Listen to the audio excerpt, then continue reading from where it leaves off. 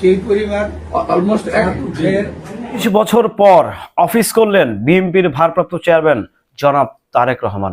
দীর্ঘ 19 বছর পর উনি ওনার রাজনীতির যে কার্যালয় আছে, যে কার্যালয়ে বসতেন দেশনেত্রী বেগম খালেদা জিয়া, সেই কার্যালয়ে গিয়ে আজ অফিস করলেন। রীতিমতো সিনিয়র যারা যোগ্য যারা ব্যক্তিত্ব আছেন, ওখানে অনেক বেশি যোগ্য ব্যক্তিত্ব আছেন, তাদেরকে নিয়ে উনি আজকে অফিস করলেন। হ্যালো এভরিওয়ান, আসসালামু আলাইকুম। শিমুল আছি আপনাদের সঙ্গে। তারেক জিয়া কিংবা তারেক রহমান, আসলে তারেক জিয়া নামটাই সবচেয়ে স্বাচ্ছন্দ্য বোধ করি, ফিল করি।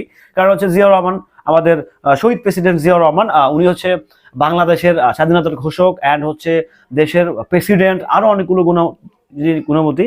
সব আমাদের জিয়াউর রহমান, শহীদ প্রেসিডেন্ট জিয়াউর রহমানেরই তো সুযোগ্য সন্তান তারেক রহমান। সো তারেক জিয়া, আমি মনে করি যে উনিও ওনার বাবার যেই অ্যাক্টিভিটিস আমার মনে হয়, কারণ আমার আমার পরিবারে এখনো আলহামদুলিল্লাহ অনেকে বেঁচে আছে যারা হচ্ছে সেই জিয়া রহমানের আমলটা দেখেছেন, কিংবা বঙ্গবন্ধু শেখ মুজিবুর রহমানের আমলটা দেখেছেন। তো তখনকার ইয়েটা অনেকেই আমার আত্মীয় স্বজন বেঁচে আছে। তো তারা এখনো বলেন, যখন তারেক রহমান যখন বাংলাদেশে আসছেন, তো তখন বলেছে যে তারেক জিয়া কিন্তু ওনার বাবার যেই গেট আপ, ওনার বাবার মতোই কিন্তু উনি চলাফেরা করে, ওনার বাবার স্টাইলে উনি চলাফেরা করে।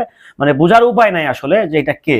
মনে হচ্ছে যে হুবহুব প্রেসিডেন্ট জিয়া রহমান, এরকম মনে হয়। আমার আমার আমার আমার মামারাই বলে, আমার চাচাদের দাদাই বলে। তো আমার যেটা মনে হয়, উনি ওনার বাবার মতোই ডেফিনেটলি হওয়া উচিত। কারণ ওনার বাবা ছিল একজন রাষ্ট্রপ্রেমী মানুষ, দেশপ্রেমী মানুষ। তো সেই জায়গা থেকে ডেফিনেটলি তারেক রহমানও, উনিও দেশপ্রেমী মানুষ।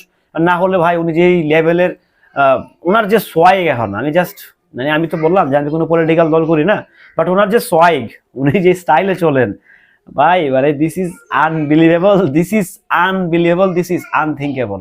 তো সেই জায়গা থেকে আমি বলবো যে উনি অফিস করছেন, অবশ্যই উনি অফিস করবেন, কারণ যেহেতু উনি একজন পলিটিক্যাল দলের লিডার। তো সেই জায়গা থেকে ডেফিনেটলি উনি অফিস করবেন। ওনার অফিস করা লাগবে, ওনার দলের অনেক কাজকর্ম থাকে। সো সেইটা যদি উনি ভারপ্রাপ্ত চেয়ারম্যান, সো ডেফিনেটলি ওনাকে যেতে হবে। যেহেতু দীর্ঘ 19 বছর পর উনি হচ্ছে কিন্তু 19 বছর অফিস করতে পারেননি। আপনারা জানেন কেন অফিস করতে পারেননি, সেটা আপনারা খুব ভালো করে জানেন। সেটা আমি নাইবা বললাম। তো যাই হোক, ভালো থাকবেন, সুস্থ থাকবেন, রাষ্ট্র কিংবা দেশের সমসাময়িক বিষয়ের আপডেট পেতে আমাদের সঙ্গেই থাকবেন।